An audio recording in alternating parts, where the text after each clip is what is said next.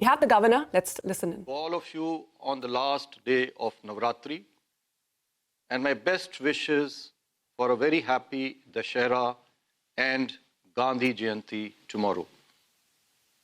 Since the August policy meeting, significant developments on the domestic front, amidst a fast-changing global economic landscape, have altered the narrative on growth-inflation dynamics in India. Buoyed by a good monsoon, the Indian economy continues to exhibit strength by registering a higher growth in Q1. At the same time, there has been a considerable moderation in headline inflation. The rationalization of the GST is likely to have a sobering impact on inflation, while at the same time stimulating consumption and growth. Tariffs, on the other hand, will moderate exports. As for the global economy, it has been more resilient than anticipated, with robust growth in the US and China. The outlook, however, remains clouded amidst elevated policy uncertainty. Inflation has remained above respective targets in some advanced economies, posing fresh challenges for central banks as they navigate the shifting growth-inflation dynamics. Financial markets have been volatile. The US dollar strengthened after the upward revision of US growth numbers for the second quarter. Treasury yields hardened recently as expectation of rate cuts by the Federal Reserve ebbed. Equities have remained buoyant across several advanced and emerging economies. I now come to the decision of the Monetary Policy Committee. The Monetary Policy Committee met on the 29th and 30th of last month and today to deliberate and decide on the policy repo rate. After a detailed assessment of the evolving macroeconomic conditions and the outlook, the MPC voted unanimously to keep the policy repo rate unchanged at 5.5%. Consequently, the STF rate remains at 5.25%, while the MSF rate and the bank rate remain at 5.75%. The MPC also decided to continue with a neutral stance. I shall now briefly set out the rationale for these decisions.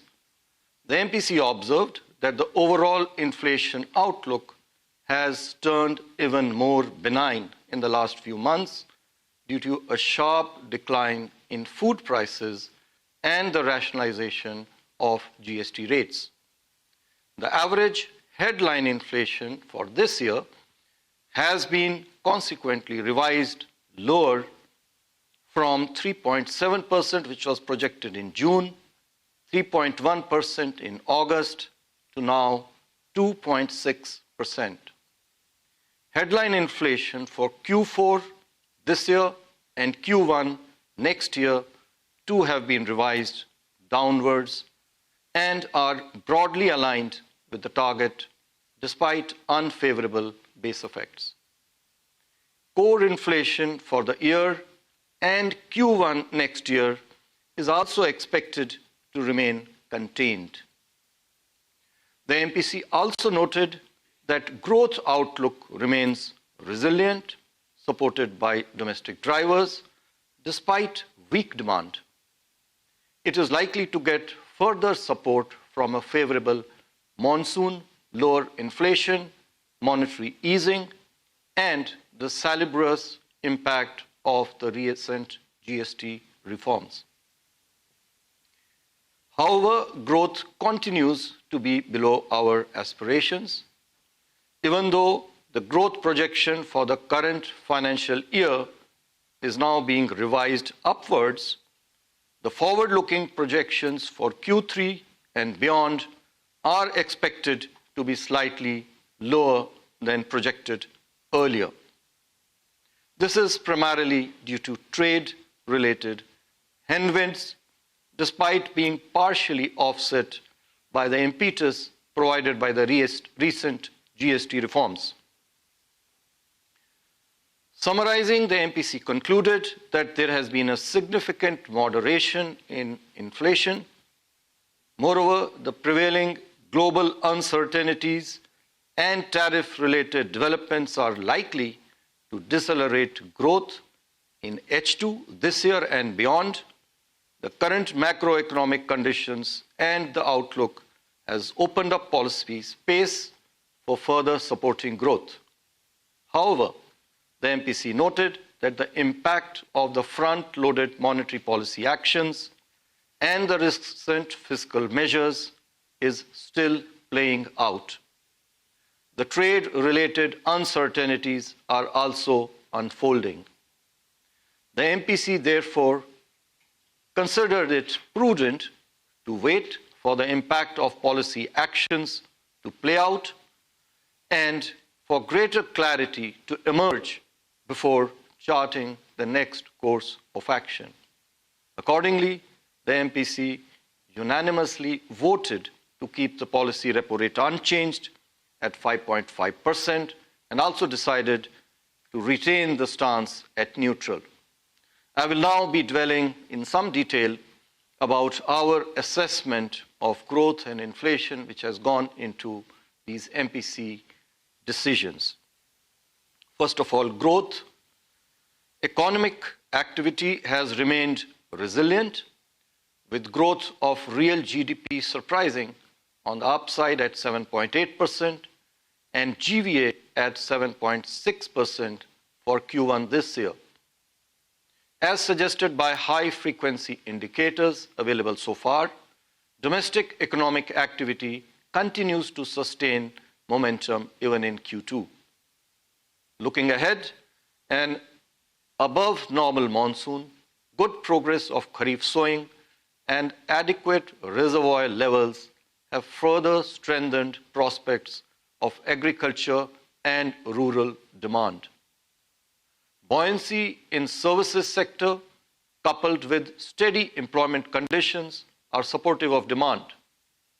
This is expected to get a further boost from the rationalization of GST. Rising capacity utilization, conducive financial conditions, and improving domestic demand should continue to facilitate fixed investment.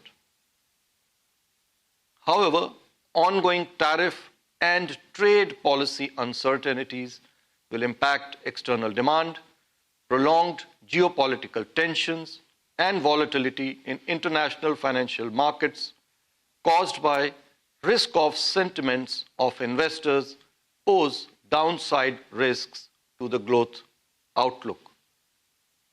The implementation of several growth-inducing structural reforms, many of which were announced by the Honorable PM on 15th August, including the streamlining of GST, are expected to offset some of the adverse effects of the external headwinds.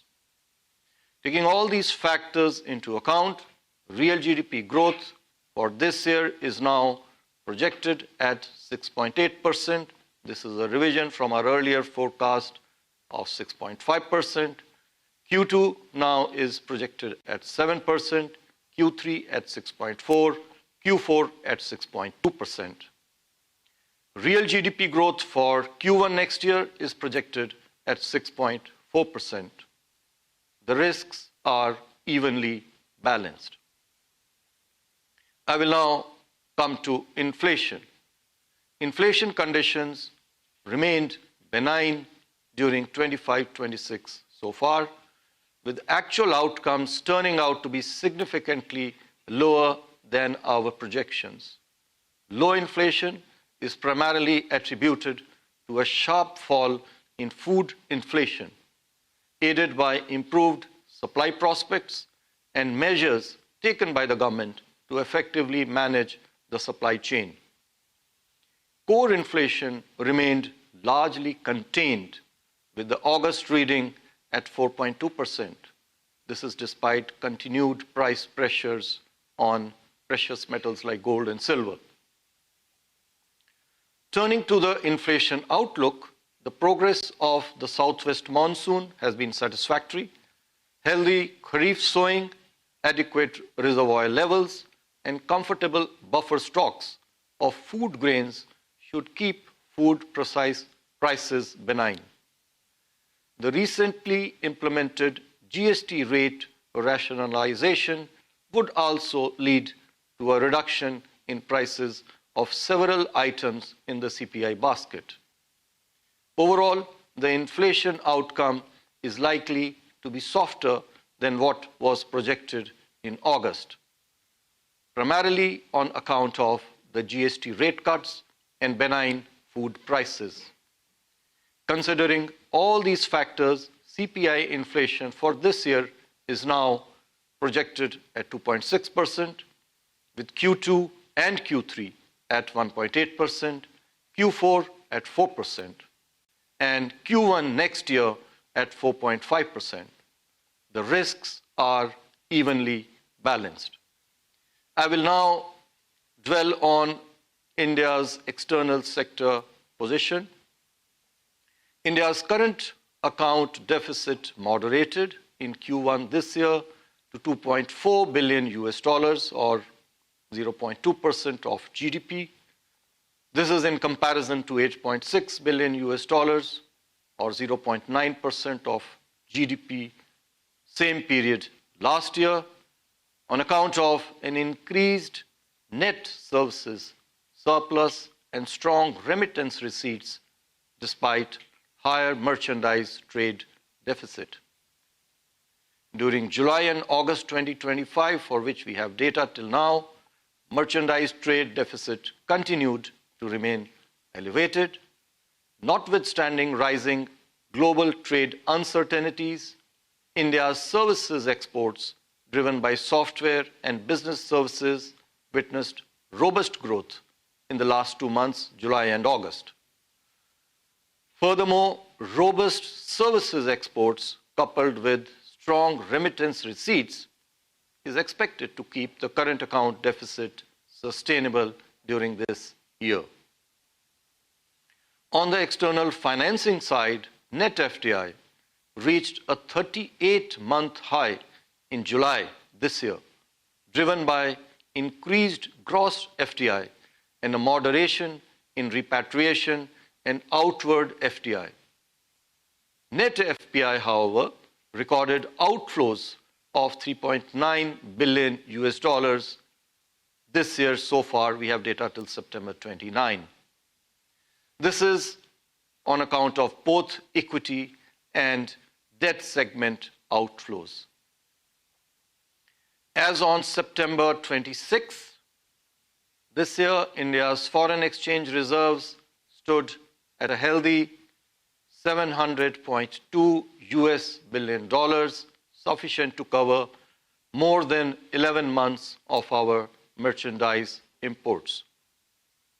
Overall, India's external sector continues to be resilient, and we remain confident of meeting our external obligations comfortably.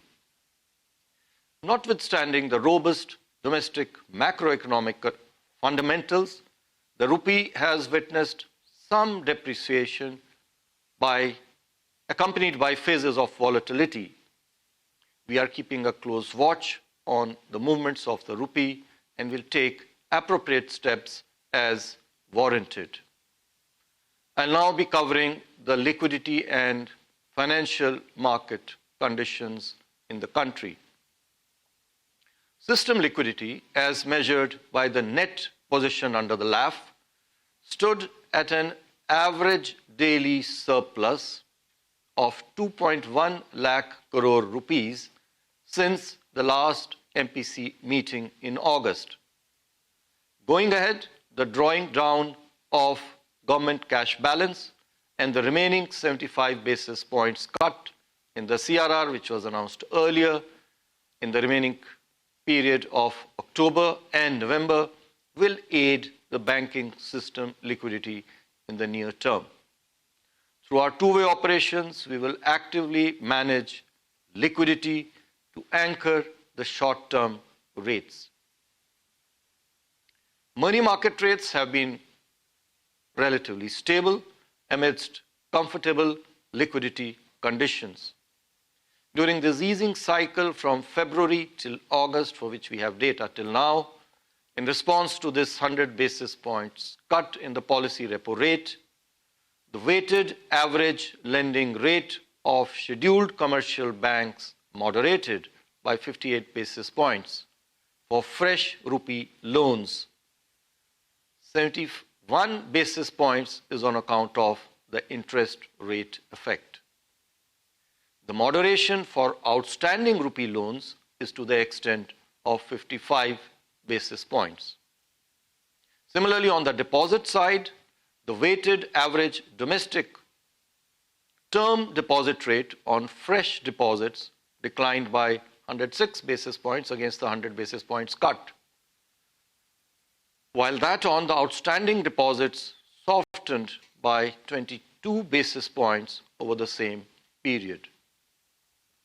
Transmission of this monetary policy has been broad-based across sectors. Going forward, adequate liquidity in the system and the remaining CRR cuts will further facilitate monetary transmission. I now give my statement on financial stability in the country.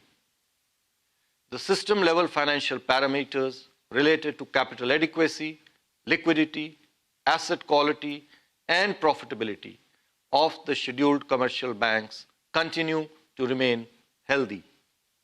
Similarly, the system-level parameters of the NBFCs too are sound, with adequate capital and improved GNPA ratios. Bank credit growth, despite being lower than last year, continues to be healthy and supportive of real economic activity. I would like to emphasize here that as other sources of funding are gradually but steadily increasing their footprint, it is the overall flow of financial resources to the economy that is more pertinent for assessing flow of funds to the productive sectors of the economy. The total flow of resources from non-bank sources to the commercial sector increased by 2.66 lakh crore this year so far, more than offsetting the decline in the non-food bank credit of about 48,000 crore rupees. I shall now come to the additional measures.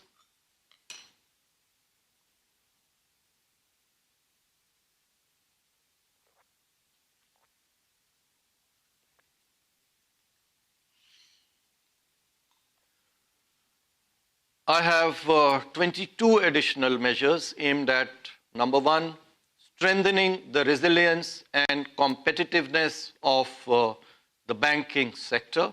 2, improving the flow of credit. 3, promoting ease of doing business. 4, simplifying foreign exchange management. 5, enhancing consumer satisfaction. And lastly, internationalization of the Indian rupee. First of all, I have a few measures for strengthening the resilience and competitiveness of the Indian banks. The ECL framework, the expected credit line framework of provisioning with prudential floors, is proposed to be made applicable to all scheduled commercial banks and all India financial institutions. You would recall earlier a discussion paper in this regard was issued. We propose to make these effective from 1st April 2027, therefore giving sufficient time to the regulated entities. Moreover, there will be a glide path till 2031, so effectively 5 years. This is to smoothen the one-time impact of higher provisioning, if any, on the existing books of some of the banks. Furthermore, it is proposed to make the revised Basel III capital adequacy norms effective for commercial banks, again, from 1st April 2027. In furtherance of this, a draft of the standardized approach for credit risk shall be issued shortly.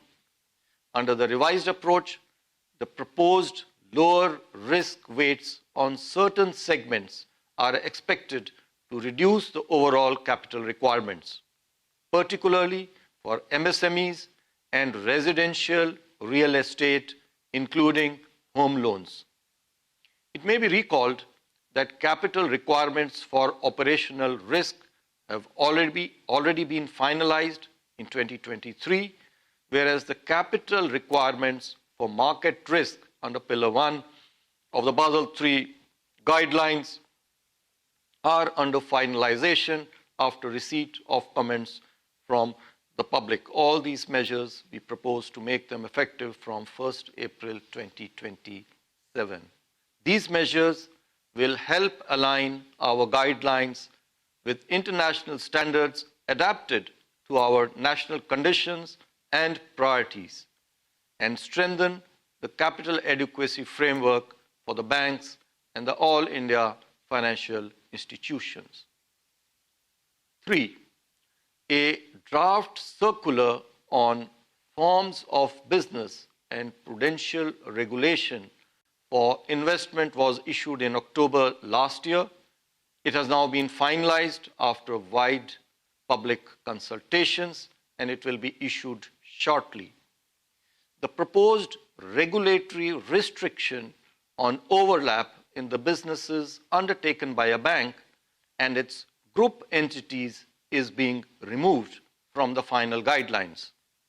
The strategic allocation of business streams among various group entities of a bank will be left to the wisdom of the bank boards.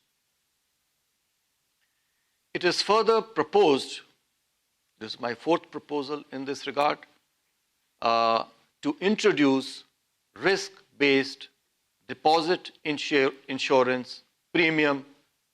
You are aware that today we are having a flat rate of premium for all banks, irrespective of size, irrespective of risk, at 12 paisa per 100 rupees of net deposits. We propose to bring in risk-based insurance premium. This will incentivize sound risk management by banks and reduce the premium to be paid by the better rated banks. I will now announce 5 measures to improve the flow of credit to the real economy. 1. To expand the scope of capital market lending by banks, it is proposed to provide an enabling framework for Indian banks to finance acquisition by Indian corporates. Some of the acquisition finance related to infrastructure companies is already available, already provided. We propose to now expand it. 2. It is proposed to A.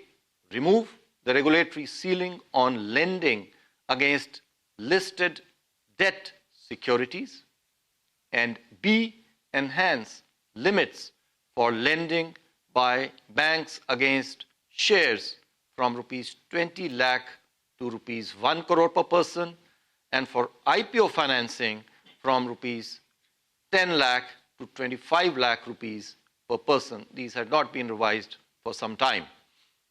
3. It is proposed to withdraw the framework introduced in 2016 that disincentivized lending by banks to specified borrowers, those borrowers which had credit limits from the banking system on the whole of rupees 10,000 crore and above.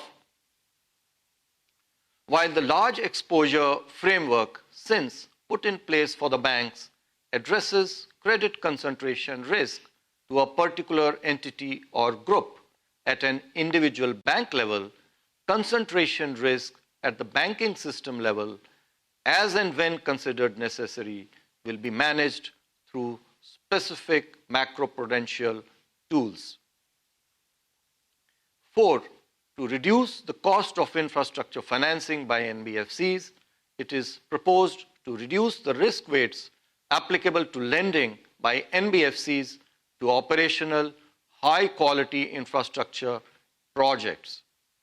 This should give a boost to funding for infrastructure in the country. 5, since 2004, about 20 years ago, licensing for UCBs, the urban cooperative banks, had been paused. No license has been given thereafter. Considering the positive developments in the sector, including legislative amendments in the Banking Regulation Act during the last 2 decades, and in response to the growing demand from the stakeholders, we propose to publish a discussion paper on licensing of new UCBs. I now come to measures related to ease of doing business, and we have been taking a number of measures over the recent few months and even earlier. I have 7 announcements to make, including those related to FEMA. First, a large number of circulars and directions totaling about 9,000 have been consolidated. I had earlier announced in this regard, and we have consolidated them subject-wise across 11 different types of regulated entities. Drafts of the same are ready, and they shall be issued shortly for public consultation. They should certainly aid simplification. Second, it is proposed to provide greater flexibility to banks for opening and maintaining transaction accounts of borrowers, that is, current accounts, CC and OD accounts. This will particularly help borrowers which are regulated by a financial sector, for example, the NBFCs. Restrictions with regard to collection accounts are also proposed to be withdrawn. The export sector is a vital part of India's economy. To further strengthen the sector and enhance ease of doing business for them, we shall A, extend the time period for repatriation from foreign currency accounts of Indian exporters in IFSC from 1 month to 3 months. B, increase the period for forex outlay for merchanting trade transactions from 4 months to 6 months. And C, simplify the process of reconciliation of outstanding entries related to exports and imports in the respective reporting portals, the EDPMD and the IDPMS. Sixth, and these relate to FEMA, again, key provisions relating to eligible borrowers, recognized lenders, limits on borrowing, cost of borrowing, end use and reporting, etc. in the ECB regulations issued under FEMA are proposed to be rationalized. Seventh, it is proposed to rationalize FEMA regulations regarding non-residents establishing their business presence in India.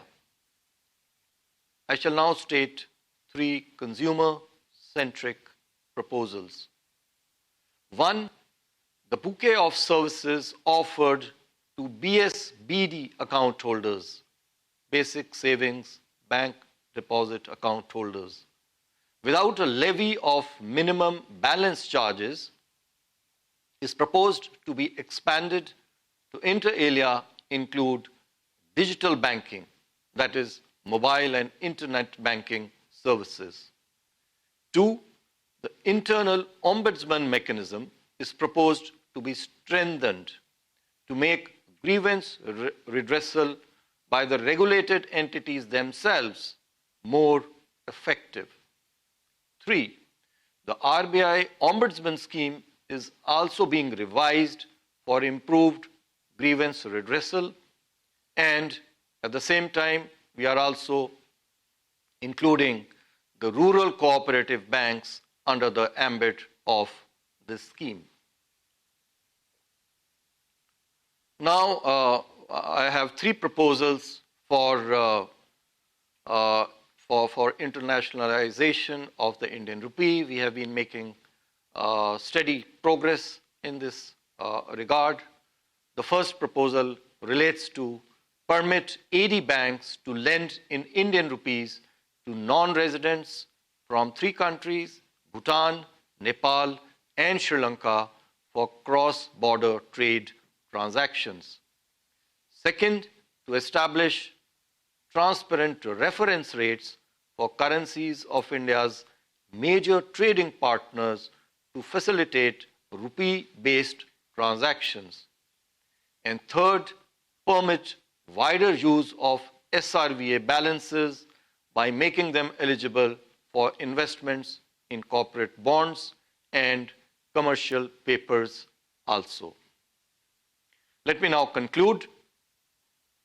Despite an external environment that has deteriorated since the August policy, the Indian economy remains poised to register high growth.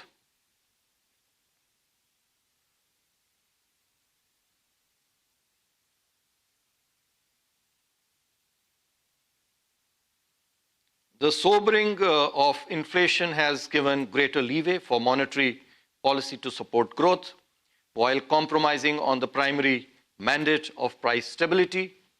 However, the MPC decided to wait for the cumulative impact of the recent policy actions to play out before charting the next course of action as India strives towards achieving Viksit Bharat by the centenary year of its independence. It would need the coordinated support of fiscal, monetary, regulatory, and other public policies to attain its goal. The recent rationalization of GST rates by the government is a major step in this direction. In terms of monetary policy actions, we will remain vigilant of the incoming data and stay focused on our objective of maintaining price stability while supporting growth. The various policy announcements today that we have mentioned will also support the achievement of the goal of Viksit Bharat. And in pursuit of this objective, we will be proactive, objective, and consistent in our communication while backing it up with credible actions. Thank you, Namaskar, and Jai Hind.